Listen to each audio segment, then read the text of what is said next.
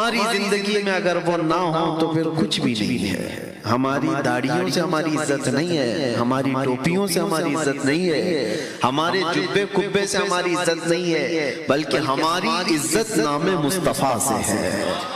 अल्लामा इकबाल ने कहा है, अल्लामा इकबाल ने कहा है, आबरूए मां ज़नामे मुस्तफा अस्त, हम सब की इज्जत और आबरू मुस्तफा के नाम से वाबस्ता है।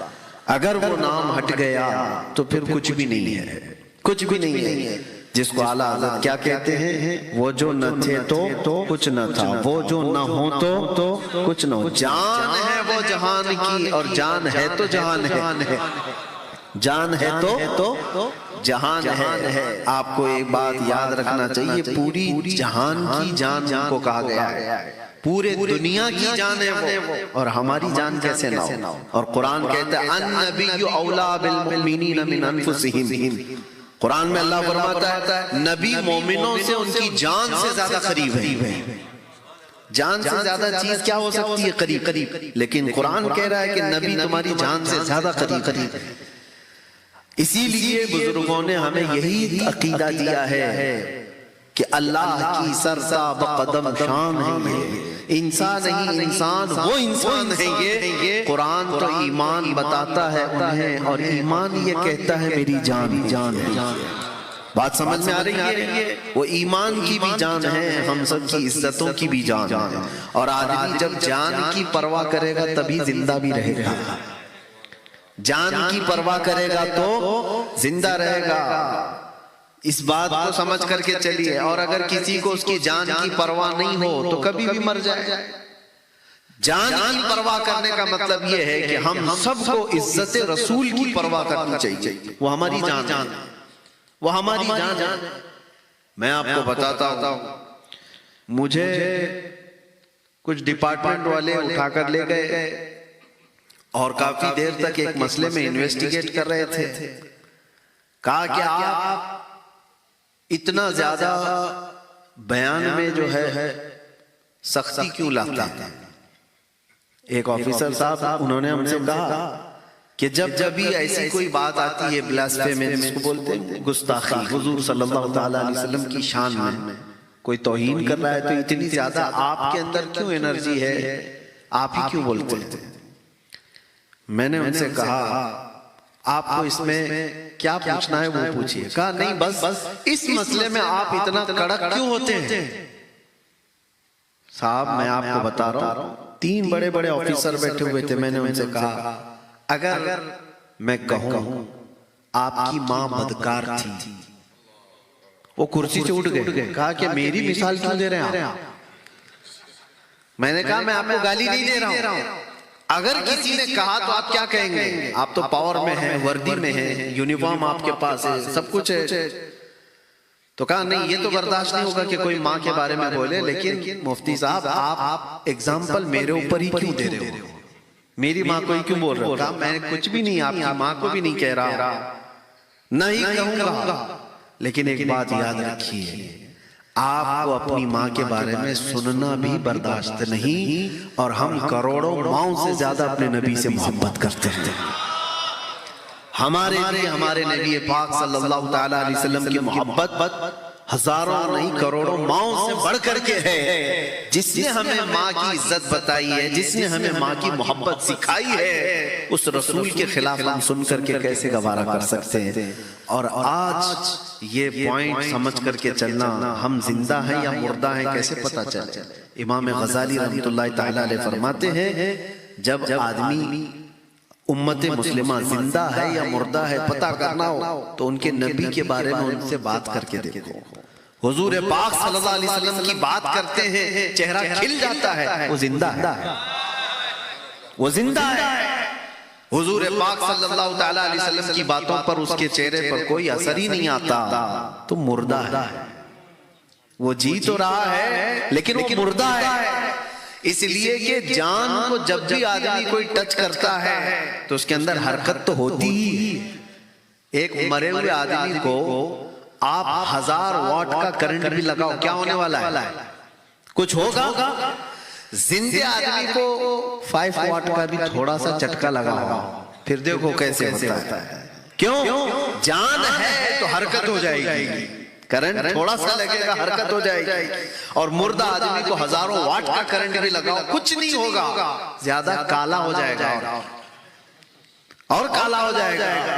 ये बात याद रखो, जिंदों की महफिल में हुजूर पाक सल्लल्लाहु तआला अलैहि वसल्लम का नाम लेते ही जो हरकत आती है, ये तुम्हारी जिंदगी की अलामत है। आपने देखा हमारा मिजाज क्या है, आपके यहाँ मिजाज है या नहीं पता नहीं, लेकिन सुन्नी सही अकीदा हर मोहल्ले में हर जगह पर अगर हुजूर का नाम लिया जाए, अशहदु अन्ना मुहम्मद रसूलुल्लाह सल्लल्लाहु अलैहि वसल्लम, आप अंगूठे चूमते हैं? अंगूठे चूमते हैं आप? मैंने हुजूर का नाम लिया, आपने अंगूठे चूम कर क्या किया? आंखों से लगा। क्या मैंने इसका डायरेक्शन दिया था आपको? उसका ऑर्डर किया था? कोई इशारे में बोला था? मैंने हुजूर का नाम लिया, आपने अंगूठे चूमे और लगा लिया। किसने बोला? ये हाथ जो है, देखो आप इंसान की फितरत में है, कभी गाने बजते हैं तो खुद ब खुद हाथ हिलने लगते हैं कुछ लोगों के, धुन और म्यूजिक आए तो हाथ पैर हिलने लगते हैं। इंसान की फितरत में कुछ चीजें ऐसी गैर इख्तियारी है, इख्तियार से नहीं करता हो, नेचुरल है। इसी तरह से सुन्नियों के नेचर में है, हुजूर का नाम आते ही उसके अंगूठे खुद ब खुद चले जाते हैं। ये हुजूर की मोहब्बत जो अंदर मौजूद है वो उससे वो करवाती है।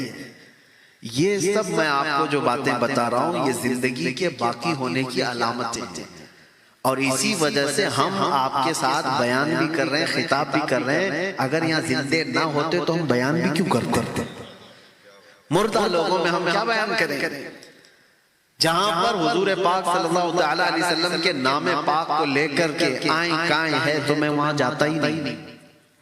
और दूसरी एक खास बात, मेरी इमेज आज जिस तरह से बनाई गई है हमारे मुल्क में, खास तौर पर एक प्रोपेगेंडा के तौर पर खास तौर पर बनाया गया कि ये कट्टरवादी है, भड़काऊ भाषण देता है, प्रोवोक करता है, जो भी है, ये सब बातों को लेकर के बहुत सारे मुसलमानों में भी थोड़ा सा डर रहता है कि पता नहीं मुफ्ती साहब इनके साथ बैठूंगा तो कल मुझे भी केस ना हो जाए, पुलिस मुझे भी ना उठा ले जाए। बहुत सारे लोग बचना भी चाहते हैं। ऐसे में मॉरिशस के शमीम साहब हैं, तैमुल्ला साहब हैं, कारी साहब हैं, इन सब से मैं भी यही पूछ रहा था, आप लोगों को डर नहीं लगा कि मुझसे थोड़ा बहुत जो लोग रिजर्व रहना चाहते हैं, दूर रहते हैं, आप कैसे बुला रहे हैं, वो भी इस मुल्क में आप रहते हैं? तो उन्होंने यही कहा कि आपसे हमारी मोहब्बत आपके चेहरे से नहीं है, हुजूर पाक की निस्बत पर है।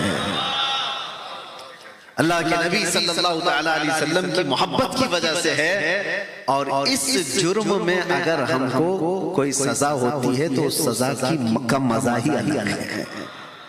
मेरे अजीजों, एक बात याद रखो, हर आदमी आज कंफर्ट जोन में जीना चाहता है।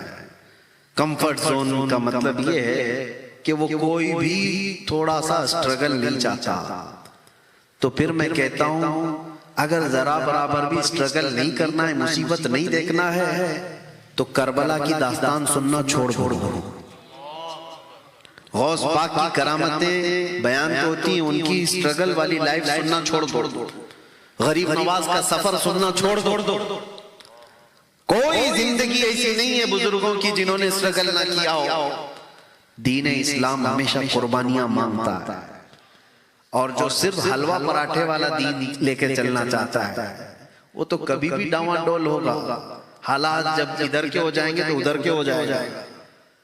इसीलिए हमेशा अपने आप को इस बात के लिए तैयार रखो, मेरे दीन इस्लाम पर चलने के वजह से पहले तो अल्लाह की बारगाह में दुआ करें कि मौला कभी मुझे आजमाइश में मत डाल, मैं इम्तिहान के काबिल नहीं हूं, मेरा इम्तिहान मत ले। लेकिन अगर इम्तिहान की घड़ी आ गई तो अल्लाह मुझे हर मुसीबत पर सब्र करने की तौफीक देते।